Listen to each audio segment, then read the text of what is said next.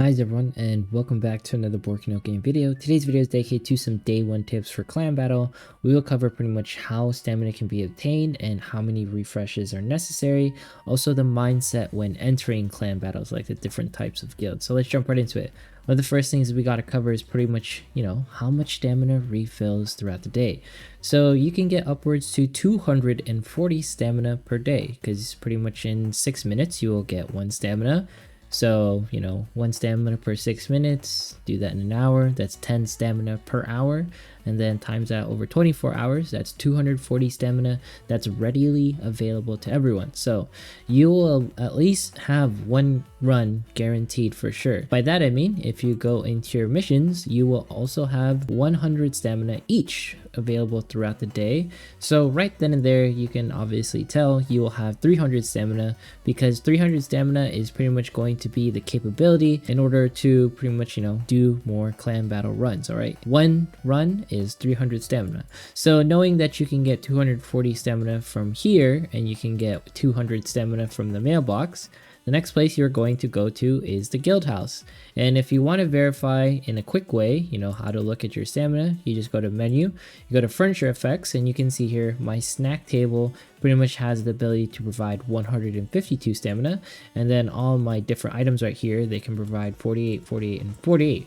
So I put this on my Google spreadsheet as always, and you can see it right here. I have the ability at level 78 to get 296 stamina per day. Note here that at level 50, I believe that's when folks are going to have a difficult time to actually acquire enough stamina. So, if you're below level 50, you might not be able to get 2 runs in. But for the most part, there are definitely a lot of capabilities where it's 296, 200, and then 240. And then of course, if you want to get that 3rd run in, you probably have to expend a little bit of some gems in order to do stamina refreshes. And then you can see right here, if you pretty much add all of these up, right, you can get up to 1096 stamina per day. So you'll have more than enough for 3 runs throughout the day, is what I'm trying to say. All right, let's go ahead and cover the different types of clans. Now, before we do cover all this information, let's go ahead and say waifu over meta. Make sure you're enjoying yourself and you're in the correct clan type, because these are like the little things that are going to make or break your Priconne experience. I don't want folks joining semi-competitive clan thinking that, they are in one, because you want your clan to be sort of serious in some ways. And of course, casual players will want to stick to more a casual area, right? So as far as like a casual clan goes, they don't really look at your teams. They're just going to be like, hey, make sure to do at least 1 run per day. If you can pretty much do your 1 run per day, that's all we really care about. Make sure you're at least logging in and you're doing your clan battles, right? And then for semi-casual, it's like, hey, you have to do at least 2 runs per day, and then let's see your team, see if like everything works out. If you need an auto or whatever, sure, you can go ahead and do that, but I want to see at least your teams and you're doing a minimum 2 runs per day, right? And then let's jump into a semi-competitive clan. What's the setting? What's the idea of it? So they're definitely going to want to see your teams. That's going to be a bare minimum requirement. They are going to force you to at least do stamina refreshes, so you can do at least 3 runs per day. You don't want to be in a semi-competitive clan, and they're not even pushing like, pretty much clan battle to a sense that everyone's doing their 3 runs. They also want you not to be on auto. They can tell if you're going to be auto depending on like the teams that you have and the amount of damage you are pretty much outputting.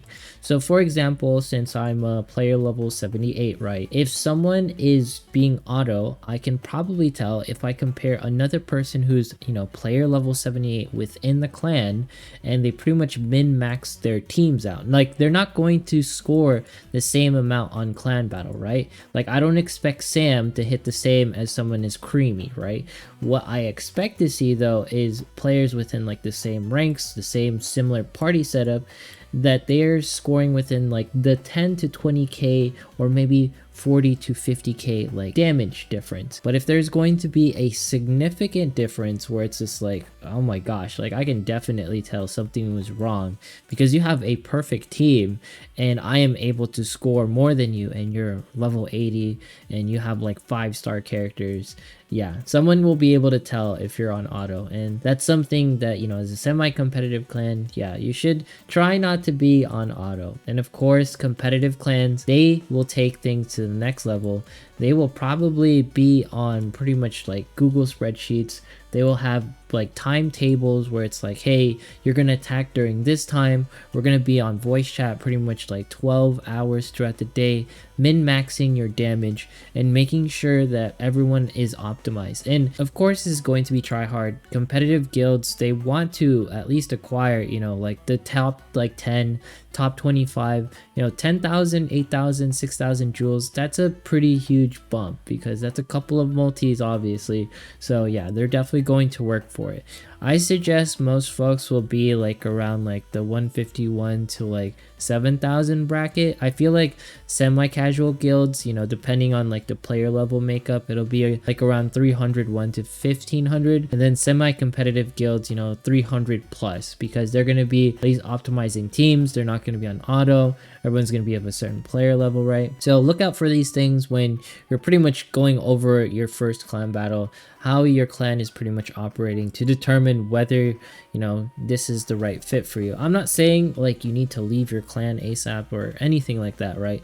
But it's just things to look out for in case you feel like it's the best fit for you.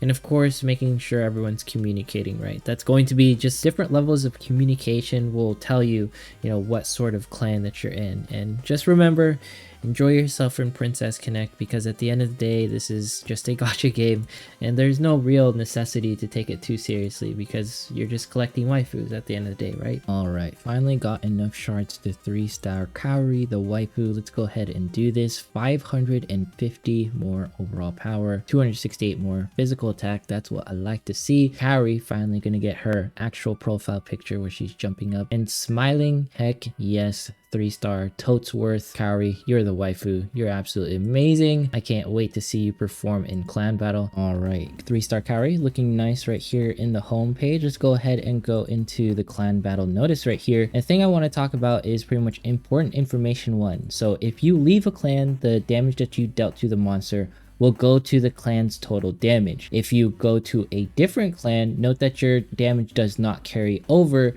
so that previous clan will keep your total damage. So if you're thinking about hopping different clans, just note that you are technically going to not allow the current clan to have optimal damage, just because of the fact if, you know, they were missing someone during the previous run or the first clan battle beta run, then you will have some issues. And just note that this is known as clan battle beta. It'll be on the notice, right? And now with this being said, it still provides like all the rewards and stuff, so don't worry too much about the wording of that. And all right, let's go ahead and make sure to be in trial run, make sure to do a couple of practice runs. And I was doing like a really funny team where I wasn't running a tank whatsoever.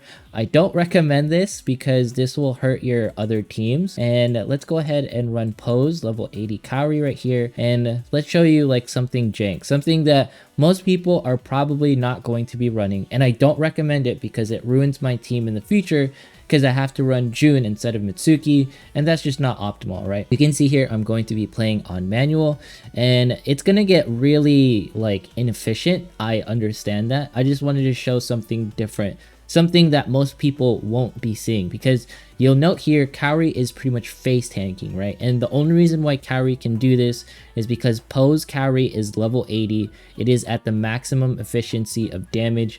It is pretty much dealing like as much as it possibly can. So we're gonna cast Kaori's UB right here. I know I should have waited for Makoto's pretty much UB to go off first, but I just wanted to see like how this would work out. So we're gonna cast Makoto's UB here. I'm just testing stuff, all right? Oh, no. We gotta wait until pretty much Kokoro does her tri-slash so we can get her up there. All right, so we're gonna do it now this way. I know we lost a little bit of damage because I did it a bit too early, but I just wanted to get it in there, all right? And Mitsuki here for the extra bit of damage, and then Suzuna with some more damage. Okay, so this is going somewhat smoothly. You know, I technically messed up Kaori's UB by casting it too early. I was able to deal 500, K damage on my previous one. So I'm kind of curious how much this run will do. I'm experimenting, right? I'm not actually going to use this team. I just want to see what happens if we run it in this way. Because one of the things during clan battle is you're going to want to do some things that are a little bit different, a little bit risky, and you can do that during practice modes. Of course, if other teams perform better than this one, then I'm going to use different teams. But for now, I just want to get a feeling for everything and see how I total up. because if Kaori can deal more damage casting her UBs, you know, it looks like we're not going to be dealing as much damage as my previous run, because right here it's already at 460, and previously I was able to do 500k, and I don't think Susanna can deal that much damage right here. Yeah, 15. So it was better to technically wait. Oh wait, I might take it back. I'm at 503. Okay, I dealt a little bit more damage. Right, so we were able to get 511k damage. Let's go ahead and see the damage report. Note that Tamaki can sort of mess with your teams, because Tamaki can prevent the enemy team or the boss's UB. So it might hurt your overall total damage because you want to get hit in order to cast your UBs more often, right? That's like UB min-maxing and all that stuff. But you can see here how much damage that we dealt. Fairly interesting. And thank you to Poe for letting me borrow the Kaori, because that helped quite a bit. Now, the thing is with this team, and as much damage as it dealt, it's a little bit weird because I put Mitsuki here. So it pretty much destroys my team comps in some ways, because I have to put June on another team. But this is something that I sort of want us to look into for the future, where you don't really run a tank, you run sort of like Kokoro, you know, who can sort of tank. That way you can maximize your damage and etc, right? I don't think I'm going to be running this team, but I feel like some high-end like clan battle, you know, groups will be running some teams like this, where they run no tanks whatsoever. That way they can get the most damage dealt. Note that I'm missing Saren. If I had Saren, this would have been a little bit better, I feel, instead of Susanna, because I'm just not running a standard team. But if you enjoyed the showcase of Kokoro pretty much face tanking, consider subscribing, dropping a like, leaving a comment. Once we hit 15,000 subs, we'll be doing a giveaway. Follow me on Twitch, follow me on Twitter if you want to check me out there. Thanks so much for watching, and I'll see you in the next one.